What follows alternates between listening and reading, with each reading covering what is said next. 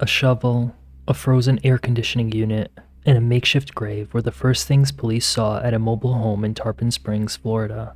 They had been called to the home after a relative requested a welfare check when they had not heard from the family for over a week. Looking through the window on the south side of the mobile home, the police were instantly struck by the number of flies congregating between the window and the curtains. They knew this was bad, but probably not to the extent they were about to discover. Inside, the smell of ammonia and decomposing bodies wafted in the air. The entire scene was a biohazard. The place was an absolute mess. Food, dinner plates, and paint were strewn all over. 3 bodies would be found. There would be more. A person is in custody. The following is what allegedly happened to the Ivanchich family.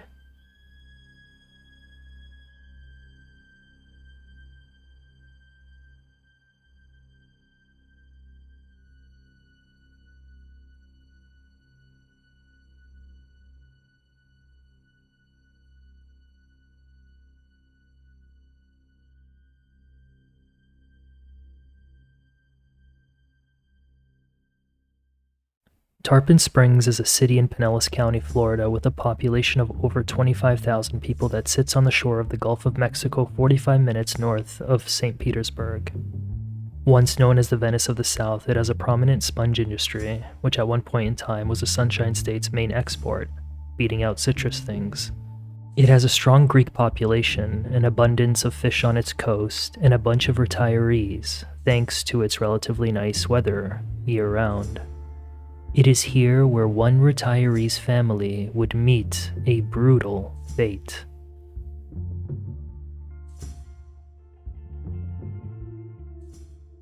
Hello?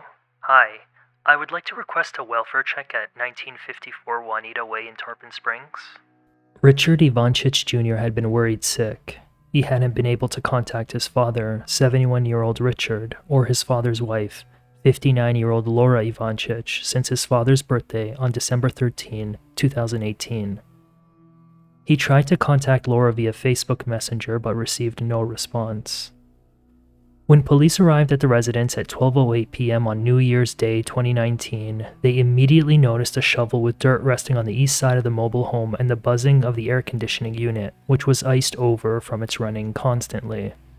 Swinging around the south side of the property, they noticed an open makeshift grave about 3 feet deep and 6 feet long. They then peered through the south side window, which had a tint to it, and saw numerous live flies while taking in a strong odor of body decomposition. The front door was locked, but a sliding glass door on the west side of the home was not. The glass door was inside what is known as a Florida room, which is basically an enclosure that sits outside of the home. In the Florida room was a table that had a marijuana pipe, or a bong, a medicine bottle, a pipe, and energy drinks. When officers opened the sliding glass door, which was unlocked, they were immediately hit with the pungent smell of ammonia and decomposition. "Police department, come out and show yourselves," the lead officer said. The floors and air were heavy with something officials referred to as living debris. That is, in this case, flies and maggots. The glass door opened straight into the kitchen, which looped around through into the dining and master room. When officers pushed forward, all they could see was complete disarray. There was paint and egg yolks decorating the walls, cleaning chemicals, baking soda, plates, silverware, and food from McDonald's on the floor. One crime scene investigator remembered distinctly that there were chicken nuggets all over the floor with McDonald's bags, wrappers, and cartons strewn all over. The officers made their way through the master room to the right, where they saw a couch stained with dried brownish red blood and a knocked-over Christmas tree. The lead officer said the hairs on the back of his neck were standing at this point. They turned back around toward the kitchen to take a right through to the dining area, which flows back into the master room. In the corner of the dining area was a white cloth on the floor with a rope tied into the shape of a noose. From there they moved toward the long hallway. All they could see on the floor were toys, personal belongings, and N95 masks. It was an absolute mess. In a room to the right of the hall, there was blood pooling from it. When officers pushed through, they saw a body on a type of upholstery that had been wrapped in painter's cloth. There were bloody drag marks leading to the body. The officers continued through the hallway where they saw another closed door. When they pushed through, there was another body wrapped in a carpet. His head had been wrapped in it, but it opened up to his chest, where you could see hair. The head had been bashed open, with several large holes and brain matter on the floor. The attacker appeared to have dumped blue paint on the head. At the very end of the home was the bathroom, which was closed. Inside was a woman wrapped in carpeting with towels around her head. They could see the top of her head, which had lots of hair sticking out. She also had paint poured over her. Next to her was one of the family's 3 dogs, with the other 2 inside garbage bags. It was reasoned that the dogs had to die because they bark. Under a bed was a hammer with a blue and black handle, which is believed to be the murder weapon. Robert Ivanchich was in one of the bedrooms lying face up. He had 7 lacerations to his head, 1 to his mid-frontal scalp, 1 to the right lower eyelid and upper cheek, 1 to the left side of his nose, 1 to his right cheek, and 2 lacerations to the back of his head. He also had moon-shaped marks on his chest. All injuries came from the hammer. Born on December 13, 1947, Robert was a retiree who worked for a long time at the Cleveland Electric Illuminating Company. He loved spending time with family and friends, traveling, coin collecting, golfing, scuba diving, playing cards, horse races, the polka dance, and a good cigar. His wife Laura suffered 5 blows to the head, all occurring to the back of her head. Born on May 24, 1959, Laura began her career as a pharmacy technician and enjoyed traveling with family, crafting, and collecting items. She was described as a genuine person who had the capacity to love everyone around her. Their son Nicholas, born on July 14, 1993 and aged 25, suffered at least 3 blows to the head. The autopsy revealed that his skull cracked like an eggshell. That is, there were multiple crack lines. He worked in the HVAC industry and loved riding motorcycles, making GoPro videos, and playing video games.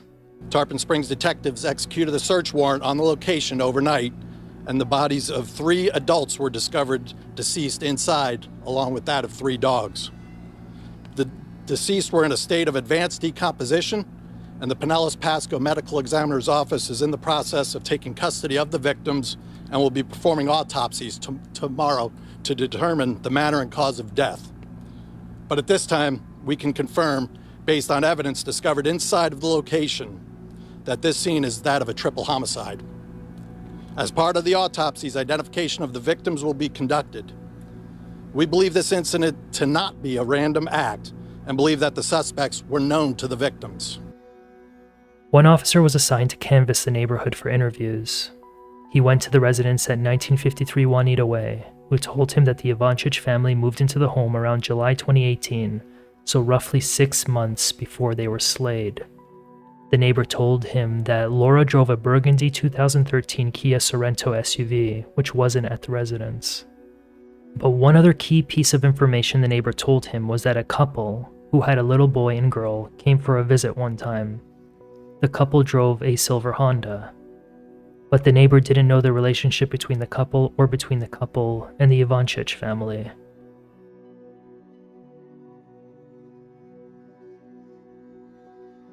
In the year leading up to the murders, Laura had been texting her adopted daughter, 21-year-old Jamie Ivanchich, about an upcoming visit. Jamie would put off phone calls from her family because she was supposedly busy with things, including work and taking care of her 2 kids, pictures of whom she would send to the family to update them on how they were doing. Over that period of time, Jamie would text but never call back. Plans to visit were raised, but they would fall through. She had been living for a period in a rental home at 10930 Norwood Avenue, just a 12-mile or 19-kilometer drive from her family's place. Part of the difficulty with reporting this story is tracking the various aliases that Jamie went by. If you Google Jamie Ivanchich, hardly anything comes up except news articles and literally maybe 2 or 3 photos of her. Digging a little deeper, you find that she went by Nikki Rose, though it's unclear where this name comes from. This discovery unlocked a new world into Jamie's life. Born August 21, 1997, Jamie was described as energetic and a lover of animals, specifically cats and dogs. She loved hip-hop and country music. She also wasn't shy about discussing her feelings on social media about a lot of things, including relationships and where she lived. Growing up in Ohio, she expressed her hatred for the city of Gahanna. She eventually moved out in April 2014 and settled in Cleveland, where she attended Cleveland International High School. But with the move came the fact that she had to leave behind an old boyfriend. She drank and used substances, possibly marijuana, and she expressed some conflicting feelings about her relationships. In May 2014, she posted about feeling sick and nauseous. It's not clear what she came down with, but it could have been around the time she got pregnant. She would eventually give birth to 2 children, Bella and Oliver, aged 2 and 3. In August 2018, at long last, a text from Jamie's phone to Laura said they were coming to visit the family for Christmas that year. But who were they? 25-year-old Shelby John Neely was the love of Jamie's life.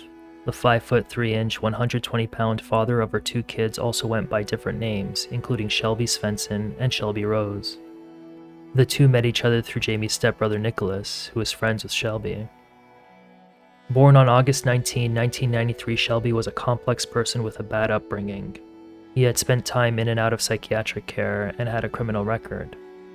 If you dig into his social media posts, you can see his frustrations with various things come through. He apparently had a difficult relationship with his family and complained about being abused. His mother had kicked him out of the house as a teenager, making him homeless for most of his high school years, living in cars and sleeping on couches, the Tampa Bay Times reported. Friends of Shelby's at school remember him as a great guy, but was awkward and not sociable. He often isolated himself and was easy to anger, they said. Others, including Jamie's biological sister Karma Stewart, said she remembers him as a pathological liar. He would eventually drop out of Parma Community High School early in the 2012-2013 school year. In a string of social media posts in 2012, he would get upset at his mother. Quote, "The 2 women who mattered most to me and claimed to love me have turned their backs on me. I'm alone. Thanks both of you." He also wrote, "Wow, thanks for the concern, Mom. I can see the caring all over your face. Not." He also appeared to have a complicated relationship with women. In 2012, after he dropped out, he married a 17-year-old girl who was pregnant. They separated a month later and divorced after a year. The relationship was rough, with friends saying that he would get angry about the smallest things and lash out at animals. Shelby complained that the girl was physically abusing him. Nicholas would eventually stop being friends with Shelby and grew to dislike the fact that he was with his sister because of how he purportedly treated her. Karma would say that he brought the worst out of Jamie and that he was very aggressive and controlling. He was described as not father material. Despite being into spirituality and his health, he was inappropriate, aggressive in front of children, mothers, and cops, the Times reported, citing one friend. In one post in May 2012, he said, "Nobody's born with hatred. Nobody is born evil. They simply learn it." He drank to, quote, "dull the pain" and smoked marijuana. He expressed depressive episodes. He writes, "Even almost never waking up doesn't change anything." He loved his father Bobby, who passed away in August 2010. Shelby had apparently been bottling up a lot of tension, which would find its way into his relationship with Jamie after they married in Palm Beach, Florida in November 2015.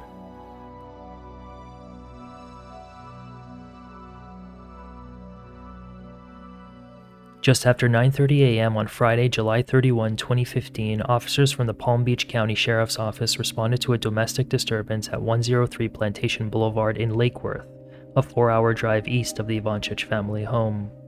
Upon arriving at 9:37 a.m., they noticed Jamie standing in front of the residence talking to the dispatcher.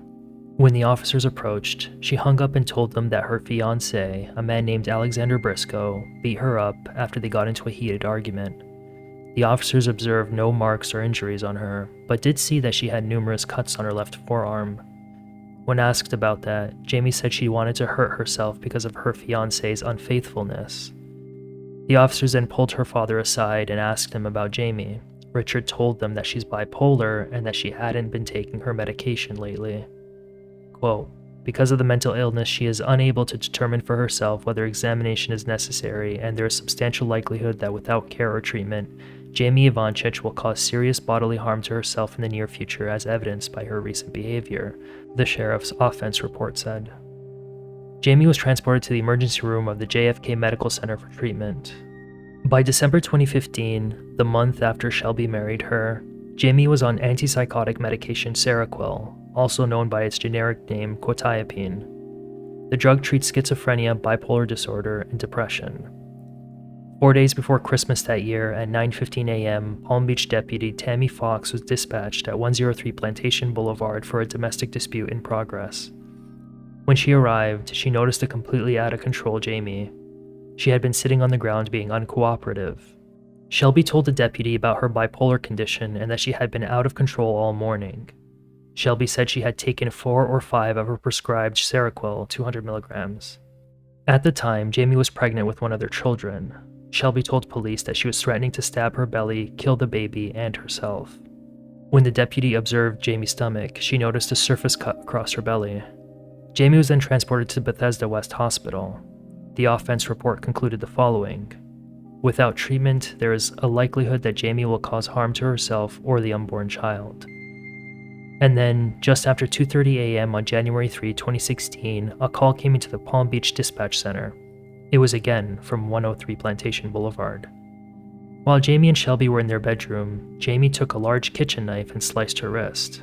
When Deputy Scott spoke with Shelby, he told him that his wife is bipolar and suffers from depression and anxiety. He said she told him that she wanted to kill herself. He said he wrestled the knife away from her after she cut her wrist and ankles. That account was backed up by her father, Richard. When Deputy Thomas approached the 5 months pregnant Jamie, he noticed 15 or more small lacerations up along her left wrist and 15 or more scratch marks up her left ankles. When he asked about her situation, she told him that her kitten made those scratches and that she did not want to hurt herself and that she was perfectly fine. She added that she did not want to go to the hospital. Each time Palm Beach officials visited the home, Jamie was subjected to the state's Florida Mental Health Act, also known as the Baker Act.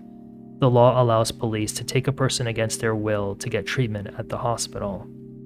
Quote, without help, there is substantial likelihood that Jamie will hurt herself if not treated by a doctor, Deputy Thomas said in his report. Then in October 2016, both Shelby and Jamie would be arrested for accusations that they assaulted each other. Officers found Jamie crying in the basement. She said Shelby had choked her, thrown her against the wall, and bit her in the shoulder. She was 16 weeks pregnant with their second child and was apparently worried about losing that child. Shelby complained about having suicidal thoughts. Quote, I need help, he would say. I need to go to the hospital.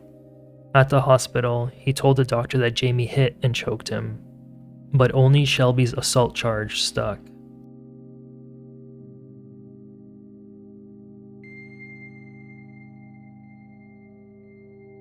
Just before Christmas in December 2018, friends of Shelby in Lakewood, Ohio observed that he was driving an SUV they had never seen before. The 25-year-old was bragging with them about securing an inheritance of $25,000. He was flashing cash and jewelry and called himself God and Sugar Daddy, according to the Tampa Bay Times, citing friends. The friends said that Shelby wanted to settle down in Lakewood after spending time recently in Texas. On December 24, Shelby put down a year's rent on the house at 1573 Newman Avenue in Lakewood and moved in with a friend. He went to Walmart every day to purchase TVs, video game consoles, appliances, and workout equipment. When the pair moved into the home on December 26, Shelby brought in a cooler and placed it in the kitchen. When his roommate looked in the cooler, he saw 2 wallets along with a coin and money collection. When he asked Shelby about this, he told him that the wallets belonged to his father-in-law Richard and brother-in-law Nicholas. Shelby explained that he had their wallets because he needed to get a job, and it was difficult to do so with a criminal record. In that conversation, he said he wanted to kill his ex-wife's family, but denied that he did when asked. Days later, on New Year's Day 2019, as police were canvassing the area after sealing off the Ivanchich family home, they spoke to a neighbor at 514 Cary Lane. The neighbor told them that he observed a male digging the hole the police saw on the south side of the Ivanchich home. They described him as being in his 20s with a thin build. They observed a blue SUV parked in the driveway at the time.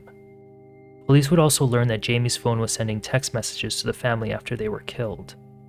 On December 18, detectives would retrieve surveillance footage from a local Home Depot to see who purchased the materials found at the home. In the footage, they saw someone purchasing the exact items they found, including the painter's drop clothes, tape, and rope. At the Ivanchich home, detectives found empty jewelry boxes strewn around the home and a skull shirt with paint on it found inside the washer-dryer unit. It was the same shirt they saw on surveillance footage captured on December 16, 17, and 18 at a pawn shop in which a man was selling multiple pieces of jewelry. They had also discovered that he sold Nicholas's video games and console at a local GameStop. Finally, police discovered that on December 21, a Domino's pizza was ordered from the cell phone of the suspect to the Ivanchich home. All of these activities were done by one person, Shelby John Neely.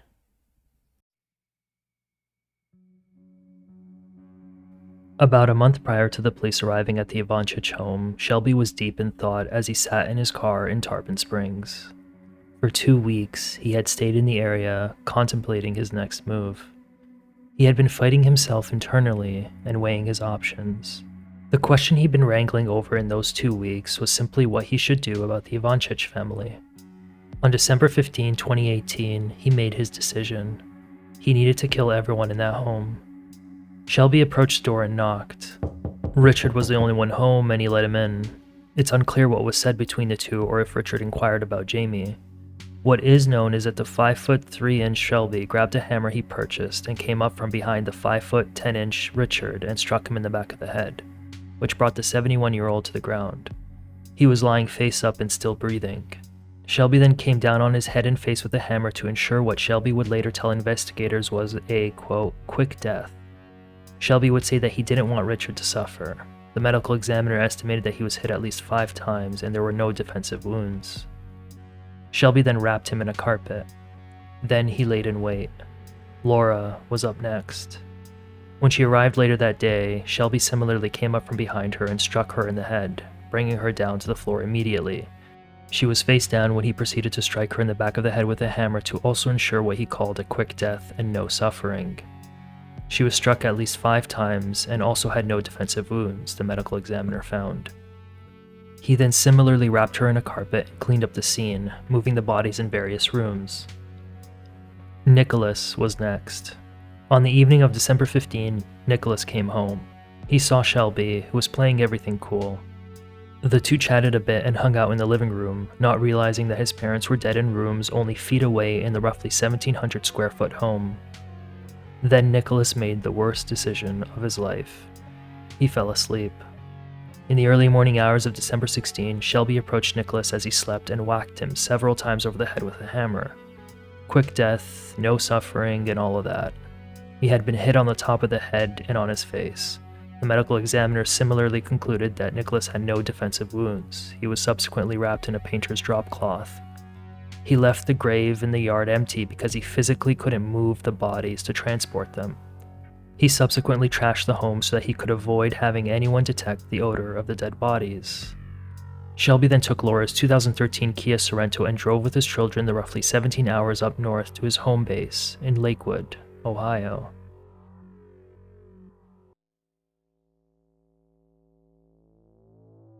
On January 3, 2019, Lakewood police descended on Shelby's home at 1573 Newman Avenue and arrested him on Grand Theft Auto. The vehicle had been tracked after police put out a bulletin. Tarpon Springs detectives soon joined their Lakewood counterparts and began questioning the diminutive man at 1:30 a.m. on January 4.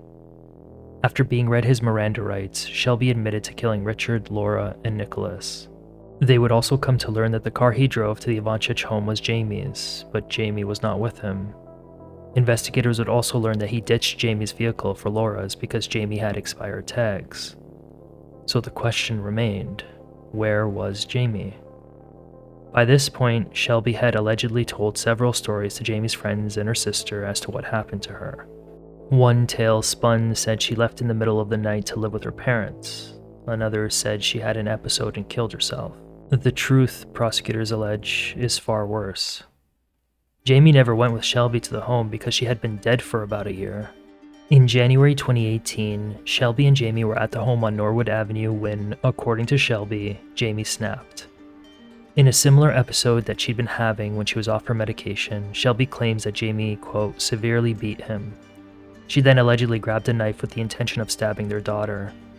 Shelby would say he, quote, had to stop her, but then it, unfortunately, went too far. At first, he put her in a chokehold of some sort until blood started coming out of her nose. Then, he took a hammer and bashed her in the head with it to make sure she was dead. Again, he claimed he didn't want her to suffer. He then dragged her body to the bathtub, went to the backyard and dug a grave, then came back and dragged her out and buried her. They would find her under the ground on January 6, 2019. He then trashed the home in an effort to distract anyone from looking for a body, perhaps to mask the odor. He grabbed Jamie's phone to keep in contact with the Ivanchich family so they wouldn't suspect something bad had happened to Jamie. For nearly a year, he was pretending to be Jamie with her mother over text. But then he realized that the family would get suspicious when they hadn't heard her voice over that period of time, which they did.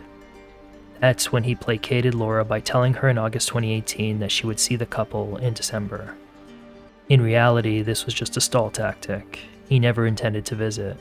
As the time got closer to December, he began to panic, admitting something had to be done. That's when he decided to kill the family so he wouldn't get caught in his web of lies. Shelby told detectives that ultimately he was worried about Jamie's parents having custody of his two children because he didn't think they were good parents. He rationalized that they didn't know how to raise kids, saying, quote, Jamie is a prime example. After killing Jamie, he fled to Ohio before going to Texas, where his mother lived and where he told the Ivanchich family he took Jamie and the children because he got a good job. In reality, he was only there with his children. After settling in Ohio, his intention was to go back to the Ivanchich home and dispose of the bodies. But by then, Richard Jr. had already asked for a welfare check, and neighbors noticed the smell and the running air conditioning unit.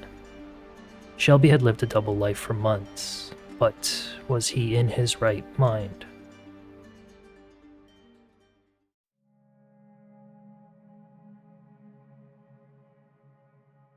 Shelby was extradited to Florida for his trial, which has been delayed several times.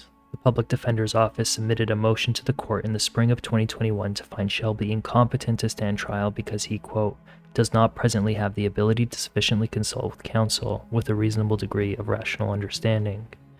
The office also claimed that he does not have the rational understanding of the pending proceedings and lacks the capacity to disclose to counsel facts pertinent to the proceedings at issue. At the time of the motion, Shelby was held at the Pinellas County Jail in nearly complete protective custody, basically in psychiatric isolation where he had been persuaded to consistently take psychotropic medication. The public defenders said he suffers from a mental health condition and holds irrational beliefs regarding trial strategies. He cannot come to an agreement with his defense counsel on strategies because he fundamentally distrusts his defense counsel, the office said. In August 2019, Shelby penned a letter to the presiding judge alleging that his defense counsel told him the judge is, quote, pro-death, that you're bloodthirsty, that you specifically selected my case because it's high profile, and that you even made a comment about not wanting to catch me with a hammer, which in turn tells me that you're partial to my case, which is the exact opposite of what a trial judge is supposed to be. That month, he was eventually found to be fit to stand trial. In October, his public defender withdrew for unknown reasons. He is now being represented by private attorneys. Shelby's defense team tried to strike a deal with prosecutors for life without parole on the murders, but prosecutors rejected the deal.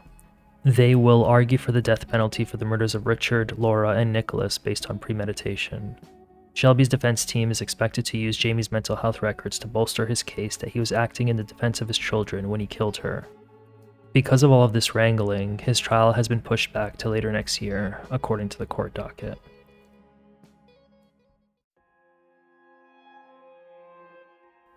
The children had been put in state custody before being handed over to Jamie's sister, according to reports. Regardless of whether or not Shelby's actions emerged from mental health issues, the damage such unaddressed issues can take on individuals and those around them is catastrophic. According to a 2023 report from the nonprofit Mental Health America, 21% of adults are experiencing a mental illness, which is equivalent to 50 million Americans. In addition, 15% of adults had a substance use disorder in the past year, with 94% not receiving treatment. 55% of adults with a mental illness receive no treatment, which accounts for over 28 million individuals, the report also found. 23% of adults who report experiencing 14 or more mentally unhealthy days each month were not able to see a doctor due to costs. There is a mental health crisis in this country, and I'm sure in other countries around the world. These stats are alarming. If you are experiencing something similar, you are definitely not alone.